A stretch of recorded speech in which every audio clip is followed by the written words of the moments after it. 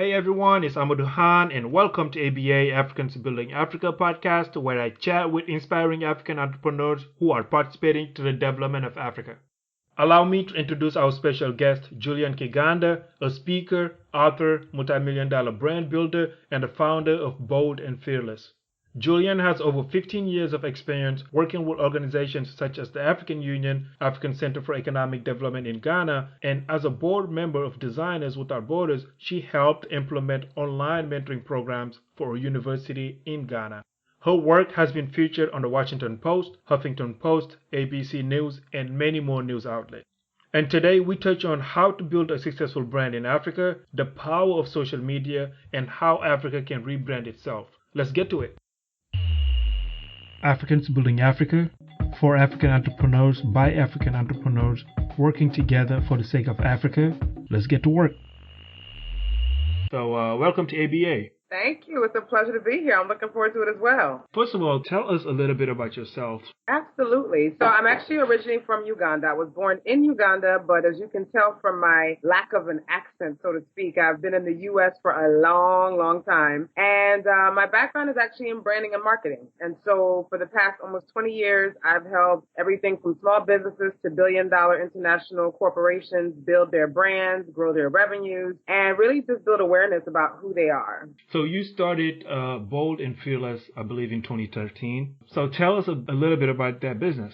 Absolutely. And so if I didn't say it already, I am a multi-passionate entrepreneur. So I tend to get my hands in a little bit of everything. I do believe in the fact that, the Bible says to whom much is given, much is expected. So my goal is to use everything I got while I'm still here. And so Bold and Fearless is actually a concept that I developed in 2013 because I was finding that there really wasn't a space online for women of Africa and the diaspora where we could talk about everything from faith to fashion to personal development or, just everything in between. And a place where you're not going to find a lot of negativity and, just the typical stuff you find on a lot of websites. So I really wanted to create that space. So Bold and Fearless is an online magazine for professional women of Africa and the diaspora who are passionate about discovering and living out their purpose. You basically touch on marketing, and that's your main focus. So for us entrepreneurs, sometimes we kind of get caught up between marketing and sales. So tell us a little bit, what is exactly branding and what separates branding from marketing? That's a very good question. I'm actually glad you asked that because I find a lot of people don't really know what branding is. It's a term that is thrown around all the time. Everybody's a brand strategist. Everybody's a branding expert. But I don't usually find people who use the term correctly. So I like to say branding, very simply, is your reputation. And I say that because a lot of times people may think branding is your logo or your business or your website. When really, if you think about branding as your reputation, it takes a number of different activities to build your reputation. So that's everything from your logo, which is the most visible aspect of your brand and usually the most recognizable, to your website, to how you interact with people, to how you speak. Because as an entrepreneur and as a small business, you are your brand. So you are really building your reputation and your brand as you're going out there, whether you're online or offline, and having different interactions with people. So I like to say branding is your reputation. And then the difference between branding and marketing, I like to say that branding is the what. So you have to first build the brand, and then you can start selling it and letting people know, okay, this is who we are, this is what we do. So marketing is the how. How do you let people know about your brand? And I like to try to keep it as simple as possible. But if people remember that branding is the what and marketing is the how, I think it'll be a lot easier to understand how those two work together. Let's talk about the small African entrepreneur, let's say, like the small farmer, the small mom and pop shops in Africa. So how can these people really brand themselves to really stand out from the crowd? I have to say, I think the most important part of building your brand is being visible. It's that whole thing of if you're out of sight, you're out of mind. So whether that means that you're, online on a regular basis and you're consistent with that, but you have to really combine that with your physical presence. So for me, when I first started out my business, one of the things that I did to really start building my brand was build my network. You have to have a network. Your network equals your net worth. And so for, those who are really just starting out in business, the key is really building a network, giving away your services or your products so people can at least experience them. You can start building a baseline of client reviews and testimonials, getting involved in organizations, not being afraid to take on leadership roles in your community, but really getting out there and letting people know who you are and making sure that you're approachable and that you're personable, because, that people like to work with people who they like, they know, and they trust. And so doing all of those things really help you start building a brand that people can trust. And sometimes in Africa, really, I think one of the biggest challenges that we face as African entrepreneurs is that we don't have the time. And if I say time, meaning we need the money right away to support our families. And that's one of the biggest challenges when you see African entrepreneurs really don't give away their services for free, or they don't have that time to really build the base of their company. So as an African entrepreneur, how can you really overcome that while you're building a brand? One of the things that I also recommend is partnerships. So a really good mentor of mine, a good friend and mentor of mine, has told me repeatedly, and this is somebody who has helped, bring in billions of dollars of revenues for the companies he used to work for. And he said, Julian, now that I'm an entrepreneur and I've left the corporate world, he said, the one thing that I have learned, and even in the corporate world, he said, I never do anything alone. I never start any business by myself. And so I think too often as entrepreneurs, we have this mindset of, we don't want people to know what I'm working on. Somebody's going to steal my idea. But the reality is it really comes down to people, whether it's your network or finding someone or someone that you can partner with to really leverage one another's expertise, one another's networks, and one another's time, because really that's all we have is time. You can't get time back. You don't get money back. You can't get the time back. So I would say really looking at, okay, are there partnerships out there that I can leverage, and it can be a mutually beneficial partnership. That's the key. It can't just be you're going in there to get what you're looking for, but you have to really make sure it's a mutually beneficial partnerships where you can leverage one another's resources to really, hustle, do what you got to do. So by 2020, 54% of the populations in the sub-Saharan Africa will have access to mobile devices. Basically, this means access to social media, easily access to websites. So how can really entrepreneurs utilize the power of social media to improve or create a brand?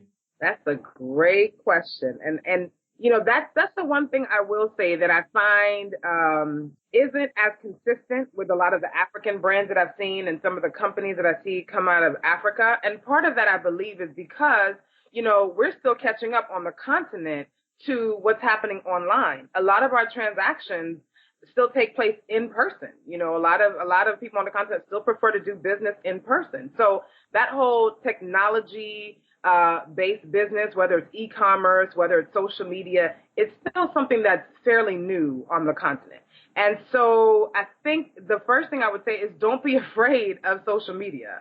I've actually seen some really great businesses that are based on the continent, just different parts of the continent, do a great job making a name for themselves on social media. But more often than not, I see that a lot of our social media, and it's not even just on the continent, I see this here too in the U.S., where we're not really leveraging the power of social media the way that we should. And so, I'll give one example.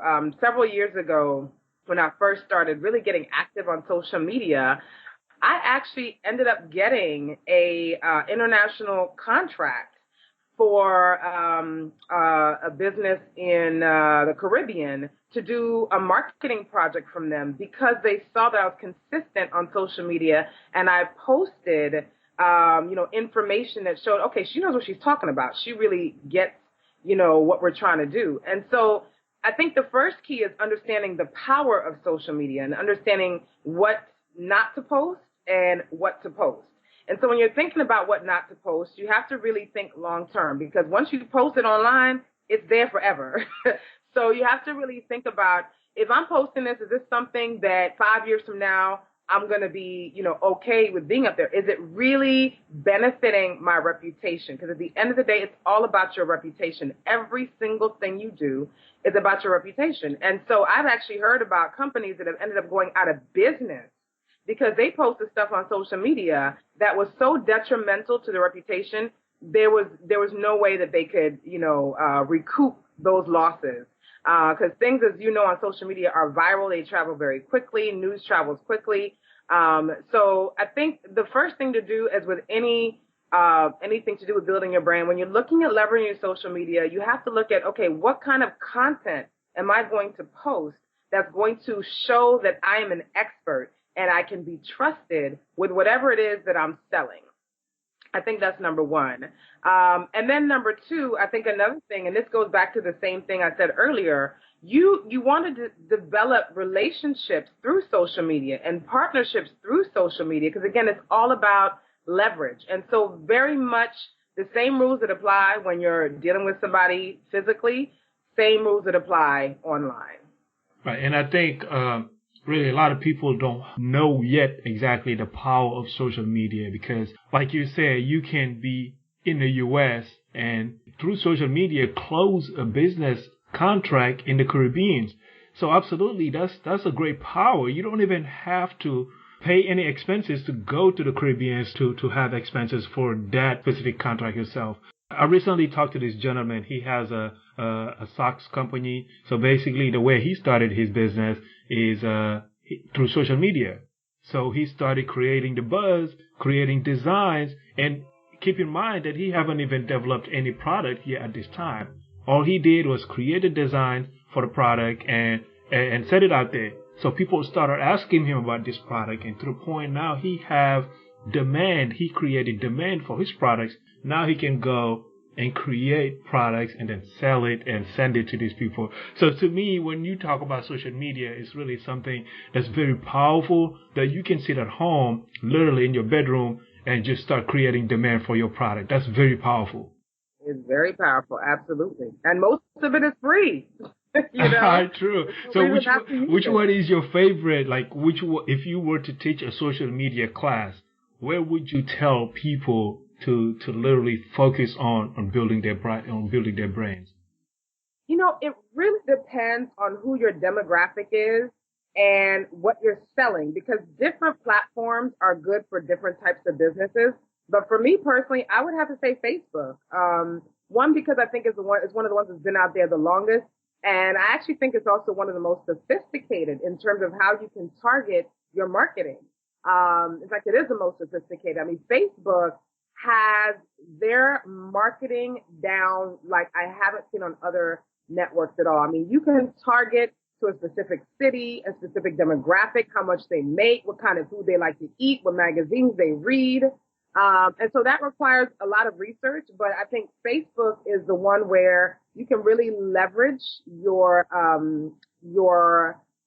information about the demographics and the psychographics of your target audience. But I think Facebook is also the one where it's easiest to have, conversations with your potential target audience. I think that's that would be the platform that I've seen that people are able to really engage the most. So I would have to say Facebook is favorite. So let's talk about the money here for a second. Did you get any funding to start your business? If so, how much and how? Yeah. So I actually did not get any funding to start my business. I bootstrapped it initially. So in terms of bootstrapping, when I first started my business almost, I'll say about 18 years ago now, the good thing about having a service business is that you don't need a lot of money to start a service business if you are providing consulting services. So it was really more about me just going out there and networking and meeting people. And so I think my greatest investment initially was in relationship building. And I think that's where a lot of people don't take enough time to invest time. It may not be money except for paying for the events that you're attending. There's a fee. But in terms of investing, I think we want to also look beyond just money. That relationships are probably the most important thing. No, they are the most important thing that you should be investing in when you're starting your businesses. And so I had the a goal with a colleague of mine when I first started out where we went to 4 networking events a month. That was sometimes more, but we had a target of going to 4 networking events per month. Now, the money I started getting from contracts is what I put back into my business. So to buy new equipment, software, because in my business, you have to constantly be upgrading your software. And so, over the years, gosh, I would say at least $50,000 in my business, in terms of just upgrading and making sure I'm staying on track and even investing in myself. So the other thing I highly, highly recommend people invest in is coaching, right? So over the years, I've probably spent at least $15,000, closer to probably $20,000 in coaching. So business coaching and personal development coaching. I think that's something that's often overlooked when you are a business owner, because you're so busy doing the work that you forget that you need somebody who can keep you on track and keep you, focused on your goals sometimes, and keep you focused on working on the business and not just in the business. So I invested a lot of money in coaching as well, because those are the types of things I think we don't invest enough money in. So equipment, coaching, events, going to conferences, that type of thing. And then with my book that I co-authored with my sisters, Whose Shoes Are You Wearing? 12 Steps to Uncovering the Woman You Really Want to Be. So my sister and I co-authored that book 2 years ago. Came out in 2014. And so just to speak a little bit to the power of social media, that was our first book. It was self-published. And the whole idea behind the book was really to write a personal development, spiritual development, emotional development, and even some professional development book for women of Africa and the diaspora. We hadn't seen anything out there that was really written to our audience, and the challenges that you face growing up as an African in American society, trying to fit in while also trying to find your way as an individual. And so when we started promoting that book, we started promoting the book 4 months before it came out, and all through the power of social media, used a lot of partnerships. We had a very comprehensive marketing strategy, and our book launch was sold out. We sold out of every book. I mean, it was standing room only. People came to the book launch, couldn't even get in the room because there were so many people, and they told us later. And with that, I mean that's another thing. It did take investing. We probably invested $5,000 to $7,000 just to get that project off the ground, between photography and video and getting the books printed and all the things that come with publishing a book. But it's actually created a great platform for us, and it's a tool that we can use on a regular basis, whether it's speaking engagements, whether it's, events that we are invited to. But it's just really created a great platform, and we've gotten so many. I mean, we have over 40 Amazon reviews, just talking about, women who have their lives have been changed by this book. But a lot of it, I mean, you really have to be willing to invest. You can't expect other people to invest in you if you're not willing to invest in yourself. So I want to touch on this, and quite frankly, one of the main reasons also I brought you in as a branding specialist. I wanted to know, how can Africa rebrand itself? To me, when you look at the United States, the country has a great brand that makes it so attractive. So how can we make Africa so attractive, to the point where we all want to go back home? Well, I think the great thing is that is starting to happen very slowly but surely. And so that's actually one of the reasons I was excited to be invited to join the advisory board of an organization called Brand Africa, which is based in Johannesburg. And that's their whole purpose, is to help rebrand the continent by really promoting some of the great brands that are there. So I would say the simplest answer to this particular question is that it starts with us. So any one of us who is a representative of whatever country on the continent, people build an image, an idea of what that country is about based on any interactions they have with you. And so what I have learned is whenever I run into people who are really ignorant about Africa, there's actually one article I wrote on boldandfearless.me that is entitled, You're from Africa? You must have a pet zebra. I kid you not. That happened to me like 3 years ago. Okay. It was a conversation I had with this white gentleman who was my next door neighbor. And when he heard that I was from East Africa, I said, "Oh, you must." I mean, he went into all this, conversation about having a zebra. And so I have learned, rather than getting upset about those types of interactions, I've learned to use those as opportunities to educate people, because most people say stuff like that because they're ignorant. And so I feel like it's my responsibility. You know what? This is an opportunity to get them to understand what the continent and my country specifically is really about. So I would have to say that the number one thing we have to do as individuals is recognize that whatever we do is going to start either changing or it's going to underscore what people already believe about the continent in general. Because you may be from, Senegal, I may be from Uganda, but people just hear Africa. So they don't make, right now, in general, they don't make distinctions between different countries for most people, right? So I'm very mindful that even if I'm from Uganda, I'm representing the entire continent at the end of the day. And so I'm very clear that part of my job is to educate people whenever I run into them in their ignorance. That's number one. And then number two, I'm a walking billboard for Africa. Pretty much everything. If you see anything of mine online, I am very proudly African. I put it out there. I talk about it all the time. I write about it all the time. And I don't hide from that. I used to when I was younger.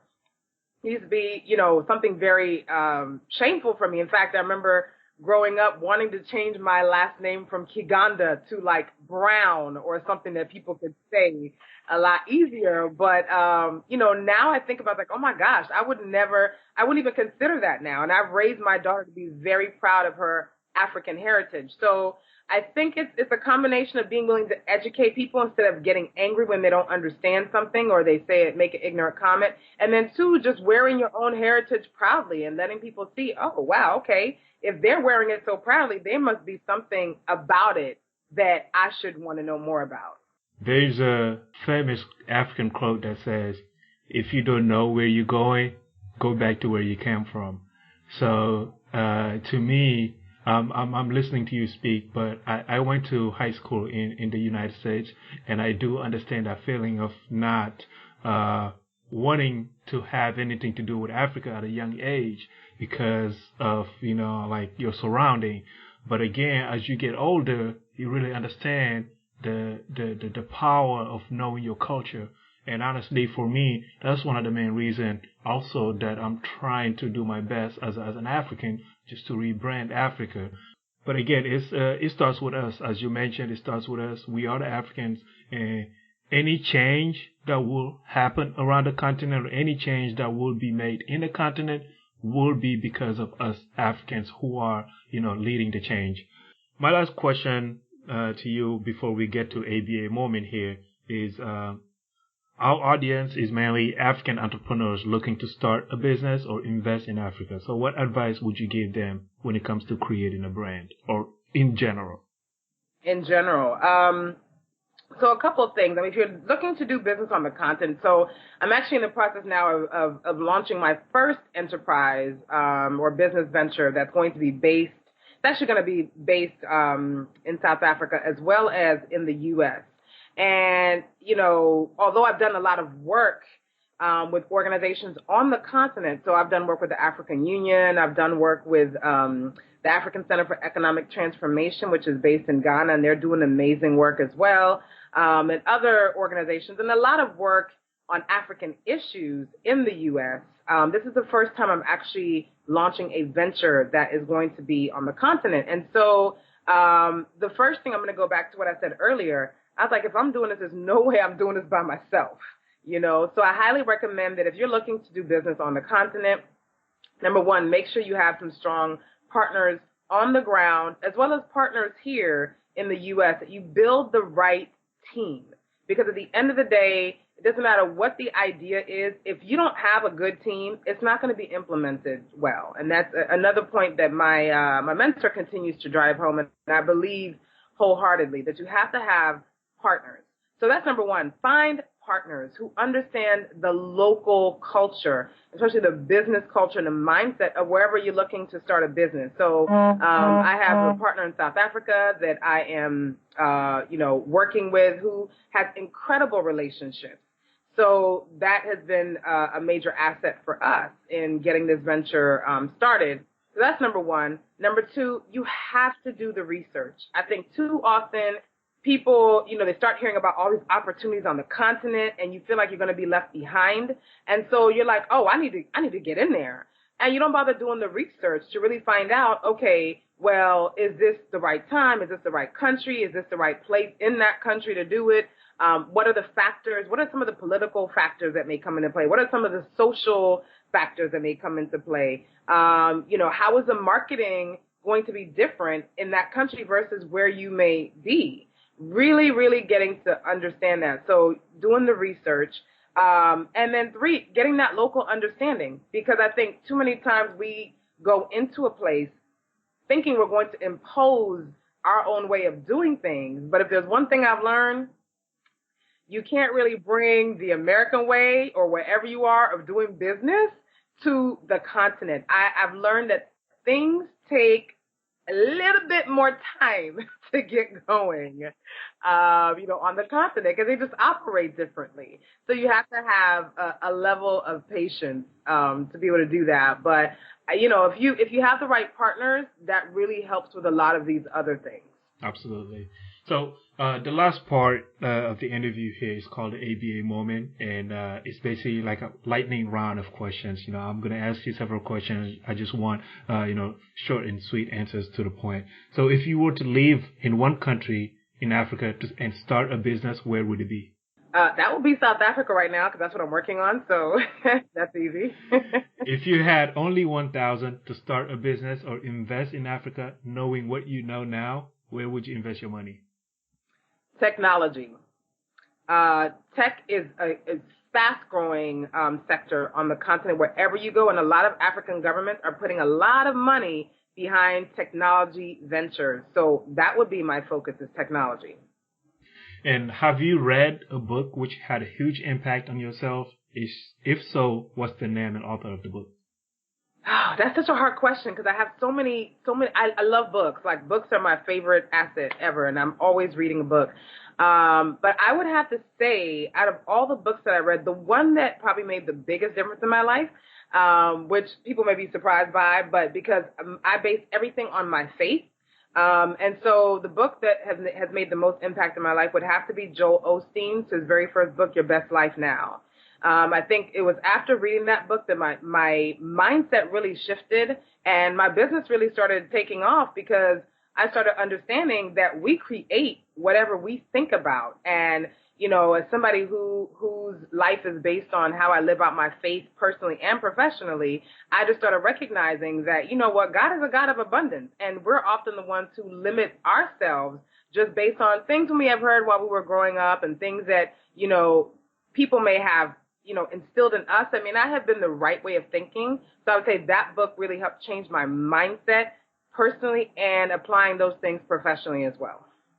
And one last question. If, in your opinion, what is the next breakthrough idea or business opportunity in Africa? So I'm going to go back to the same thing I said. I really think technology is the place to be. I mean, last month, Mark Zuckerberg went to Nigeria, and he said himself, Africa is going to be where the next technology breakthroughs take place. So that's a big deal, So I would have to say technology, and every day, and part of it because that's what I'm focused on, but I'm reading a lot about all these technology ventures. And at the end of the day, anything that you do now, whether you're in agriculture or you're in retail, it is going to be driven in some way, shape, or form by technology. Jillian, this conversation has been absolutely inspiring. I really, really appreciate you taking the time to come join us, talk to our audience, and just join the Africans Building Africa community. So I really appreciate you taking the time to come speak with us today. Thank you. It was my pleasure. Thanks everyone for listening. Please join me on the next episode where I chat with Yusuf Caricius, who's the founder and managing partner of Pulsar Partners, a capital investment company in Ivory Coast. Yusuf is also the Vice President and Chief Economist at Bloomfield Investment Company. We touch on how he started his investment company and the investment landscape in Africa. If you enjoyed this episode so much, please go to iTunes and leave us a review as I read each one of them in order to improve this podcast. Also, don't forget to check out our website, africansbuildingafrica.com, where we feature ABA stories. Thank you so much for listening and see you on the next episode.